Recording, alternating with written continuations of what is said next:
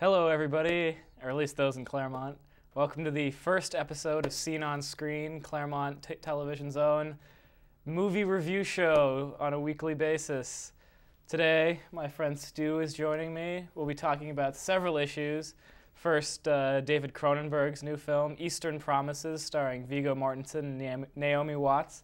Then we'll be talking about the potential Writers Guild strike that it could send shockwaves through the film industry here in Los Angeles and America in general. And then, as I'll do every week, I'll recommend a film for you at home to pick up at your local video store, maybe something new or from the independent genre that you're not familiar with.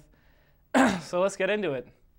Stu and I recently went down to the Claremont 5 cinema on 2nd and Bonita or whatever it is, and saw Eastern Promises. David Cronenberg, the director of such 80s horror films as Scanners, Videodrome, and The Fly, comes at us with his newest film about Russian mobsters and the innocent midwife played by Naomi Watts that gets caught in a sex scandal. It's hard to describe exactly what she's getting herself into, but we were both a little disappointed by this film, I think. Most certainly. How did you feel? I thought the Viggo was fantastic. One of the best performances I've seen in a long time. He did a great job. The fight scene was incredible. Really well directed, really well acted, everything choreographed very well. But overall, I think my boss at work put it best when he said it's the first act of a 3-act film. And it's really missing something as it goes on, as it develops, and it kind of stops right where the movie should start. There's also a very annoying, useless voiceover throughout the entire film that I did not like.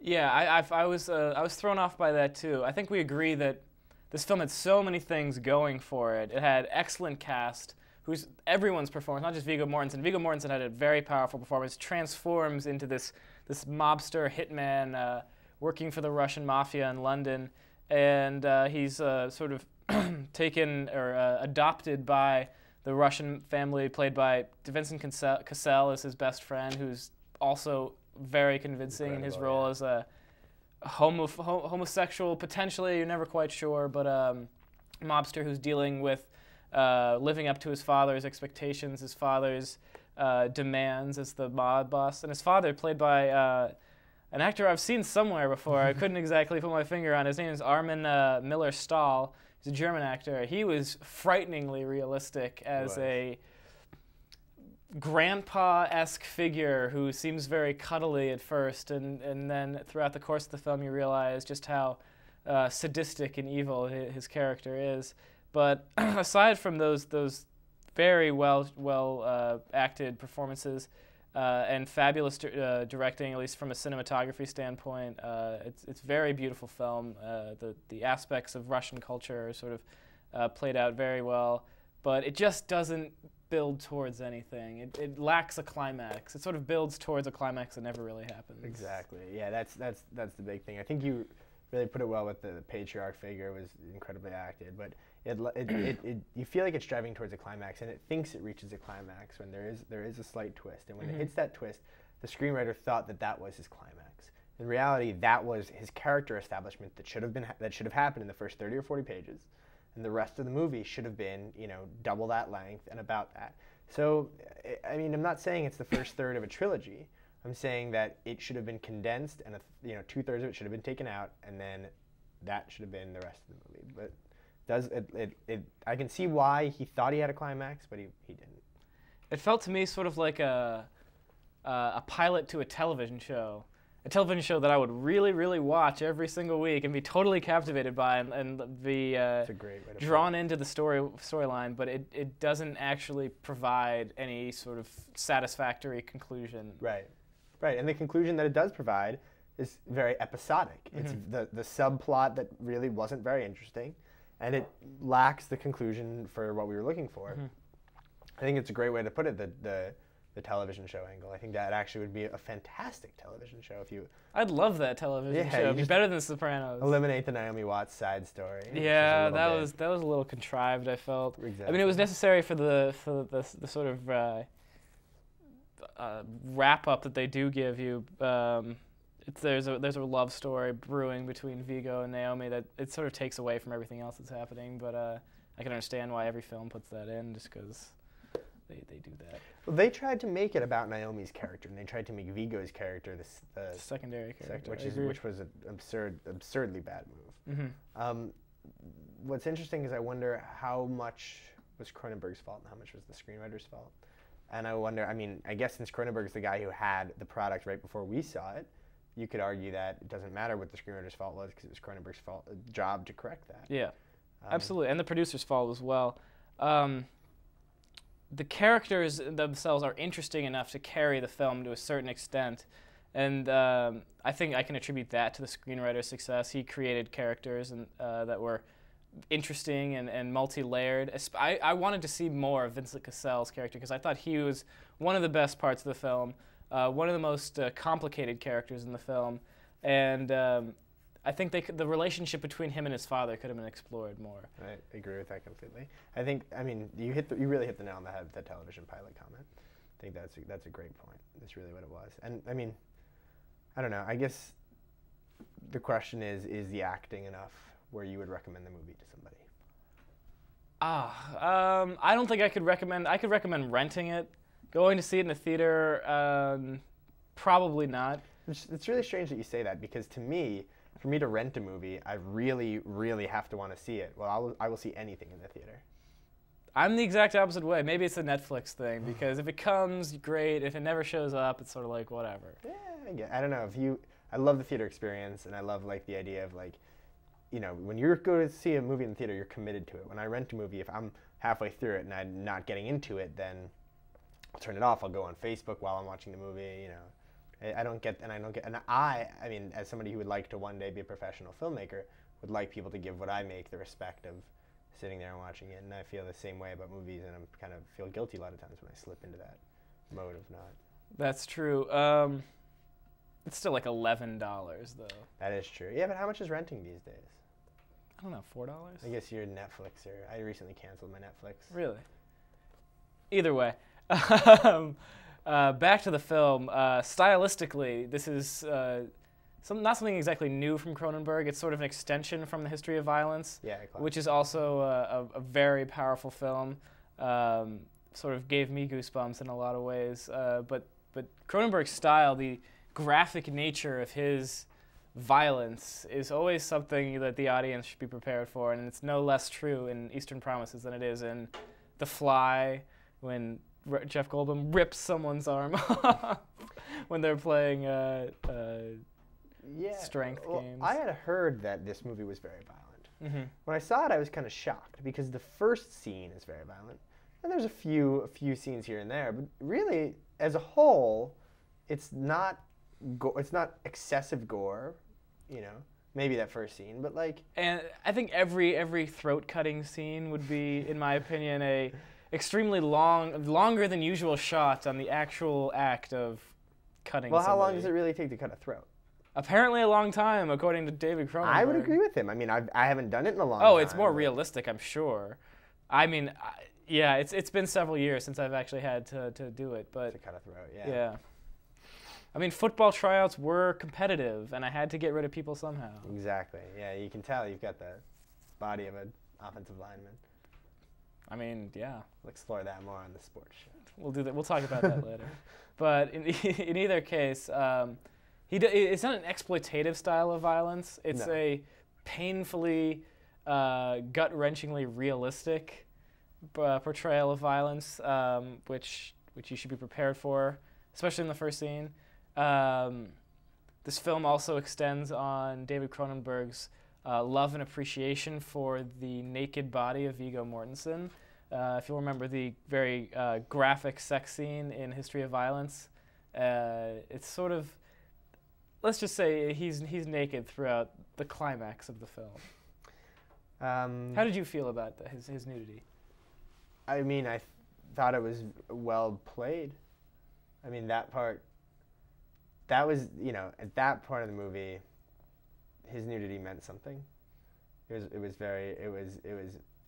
kind of metaphorical for where he was metaphorically naked at that point. He was like alone and unclothed, and he had one. I don't want to say too much, but there's. We don't have to. Yeah, I think it was well played, and I thought it worked aesthetically very nicely, but I thought that in terms of a filmmaker, it was a very, very good choice. It's the best fight scene in a bathroom since True Lies. I was gonna say since Scary Movie 1. Is there a fight in a bathroom in Scary Movie? Isn't there like a murder with a phallic Ooh, object? that's true. But as far as fight scenes go, it rivals True Lies. True Lies is a great bathroom fight scene. That's a great bathroom fight scene. They're very different stylistically, but James Cameron, you gotta love his bathroom fight scene. God. So, Eastern Promises. It's playing at the Claremont 5 Theater. It's not worth the price of admission, but if you're willing to see it, then you should definitely go for it. If you're a Cronenberg fan. If you're a Cronenberg fan, it's not my favorite Cronenberg film, but it's worth something. It's interesting. It's very well acted, and you guys should check it out. All right, thank you. After we come back from the break, Stu and I will discuss the potential Writers Guild strike and its effect on Hollywood potentially. So join us. Welcome back to Scene on Screen with Ned Halaby. I'm joined here this week by Stu Friedel. We've just discussed David Cronenberg's Eastern Promises, and now we're going to switch gears into a headline story that's been popping up in and around Variety magazine, among other things. New York Times today, I saw. New York Times does have an article Life about and it. Styles today. Big news, the Writers Guild of Hollywood, the Screenwriters Guild, is potentially going on strike once their contract runs up on October 31st. There's been a lot of debate in and among the producers who they are actually threatening to strike from about several issues, biggest concerning the residual rights of the screenwriters for film and television. The producers want to shrink the amount of residuals that they end up paying to the writers, and the writers are not happy about that. They actually want an increase, I believe. And Stu's a bit of an insider into Hollywood these days, and he's going to give us his perspective on it. You're too kind calling me an insider. Oh. Yeah, it's interesting. Come June or July, the Directors and Actors Guild, who also want to strike for the same reasons, are going to have their contracts expire. So potentially, the Writers Guild, I believe they're voting today or voted today. I don't know what the outcome was or will be, but potentially the strike might be held off until the summer when all three guilds would strike together, which would put a big hindrance in the film industry. The basic deal is that there's very minimal DVD rights stuff in their contract for residuals, very little internet, or no internet rights.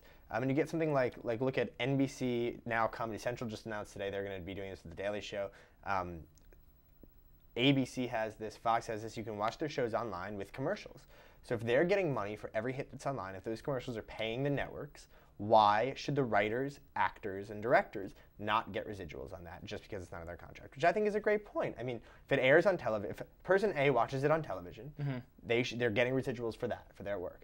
If person B says, you know what, I usually would watch it on television, but now that it's available online, I'm just going to watch it online, person B is not paying anyone except for the studios. And the studios, I mean, everybody knows that their math is the fuzziest math we've seen since Al Gore's first presidential campaign, or I guess only presidential campaign. But they like to fudge these numbers. It's like, back when Wayne Huizenga, the old owner of the Marlins, used to say that the Marlins weren't a profitable team, he didn't count parking revenues, or he didn't count like jersey revenues. He just counted like ticket sales. And that's basically kind of what goes on with the film industry a lot. It's like, we're going to give you points in the back end. We're going to pay you based on how much money this film takes in residuals, or we're going to pay you your residuals based on how much money this film takes in. But that multi-million-dollar contract we made with McDonald's to sell the toys, that doesn't count. Or like these DVD sales don't count, or these, and now if they're saying that they're trying to get the internet to be their medium, but that makes no sense, Well, the point that was raised today that I was just reading about is that there's a certain issue pertaining to when these residuals can actually be given to the writers. The producers wanted to write a clause into the contract that said that the writers would only get residuals once the movie turned a profit, which is interesting because that means that the studio spends a certain amount of money marketing the film, producing the film, all these expenses, and then when the actual box office receipts comes in, whether or not the movie actually makes money is highly kept secret by the movie studios. Like you were saying, it's one of the most well kept secrets in publicly held companies. I feel like is that they rarely actually give you an accounting of how much money a film will actually make. Because let's say Spider-Man or Superman's a good example. Superman makes X amount of $100 million at the box office, but how much money did it actually make? Because you can't really tell how much money they spent on it because there's all these secret little things that don't get added into the accounting process. And not just that, but why should the writer be held responsible if a studio decides that they want to have a big advertising push? What if the studio decides they want to spend an extra $500 million advertising this movie? And then when it was let's talk giant hypotheticals. $3 million budget, $500 million spent on advertising. This writer wrote a $3 million movie. The writer's not getting money until the movie makes $503 million. Does that make any sense? It doesn't. And writers are already treated terribly in Hollywood, as far as I know. Their work is rarely ever actually produced. It goes through doctoring and notes and all these other things that the movie studio sort of churns it out through. And whatever comes out on the end, it could be representative of what the screenwriter actually wrote, or it could be a muddled piece of crap. Exactly. I read something interesting today in the New York Times. Their take on it was about showrunners for television. And it was about how a person who creates a show, or even somebody who's just a showrunner for the season, usually is a writer as well. So they're the showrunner, meaning like the head writer, and usually also an executive producer or a producer on the show. So if you're, let's say, a producer or an executive producer, and you're in charge of this television show, and you have to strike as a writer, and then kind of as a showrunner too, because that's part of your guild, do you go in and produce? And is it against are you breaking the strike if you say, well, I'm also a producer, and since the writers are on strike, you part one, can you part two be like, well, I'm just going to be a producer that writes? Or like fighting against yourselves. Right. Or is it even your job to say apart. At my heart, I'm a writer, because that's what a showrunner is. That's their heart. They become a producer kind of by default. Is it your job then to say that, you should just leave the show? You shouldn't show up for work. You shouldn't. I mean, in a sense, there's a great amount of leverage that comes from being the writer, I think, because a producer, especially in a film, might not actually have that much control over what happens in the day-to-day thing, whereas the screenwriter and the director oftentimes work very closely together on a collaborative process that will end up making the film, in essence. Like, it might be the producer's money, but the end result is probably more in the hands of a screenwriter and a director, depending on the situation. A good producer, it's their job not to be an artist. It's their job to make sure the film gets made. It's their job to make a movie. It's like, an architect and the head of the housing project are very different people. Or like the chef versus the owner of the restaurant. It's the owner's job to be sure that food is on the table. He's the one that hired the chef, but it's the chef that puts that flair into the dish. And I mean, that's the producers believe. A real producer is the most underpaid person in Hollywood, because a real producer, knows the grindstone, does all this stuff, and when they're doing it right, they pay the people what they deserve, and they're not getting the money back that they honestly deserve for their hours they put in. But the producers that they're striking against, the ones that get and have and deserve a bad name, are the ones that work directly for the studios, who are getting millions and millions of dollars and really aren't doing all that much except for hiring an associate producer to do all the work for them, who are then getting underpaid. And those are the people being striked against, and those are the people who have control over the account. And unfortunately, everybody except for the editors are going to be really hurting from this. And if it lasts too long, the editors are going to be really hurting as well. People are stockpiling scripts right now, and especially depending on how this vote came out today or comes out today, it's going to be really interesting to see, what happens with scripts over the next 2 weeks if people start buying them in hordes. But I don't know. It's fascinating. This could be when was the last strike? In the 80s, 90s? I'm not sure. There was one in our lifetime when we were very young, but this could be a huge financial hit to the industry. I think that's probably why it won't happen. I feel like Hollywood's already fragile enough financially as it is. Like, people, I've read so many articles about exactly how profitable the film industry is. In some cases, it's extraordinarily profitable. In other cases, it's very hard. It's because marketing costs are so high now, and box office receipts are very hard to calculate. You might spend $80 million on a film. The film debuts with like $11 million and goes on to gross $30 million, and you've lost 50. You know, so I think it's a fragile enough industry that everyone's scared of each other in a sense that they'll continue working together because the only way they're all going to survive is together, and you can't really split up a head that only has one head, you know. Right. Only like the producers produce the movies and they distribute the movies, and the screenwriters write the movies and directors direct the movies. It's sort of like a symbiotic situation. And no matter how you look at it, like these are unions. These guilds are unions, and it's very difficult to kind of make this progress all the time when you've got all these unions that are so tied together. And but they need it, obviously.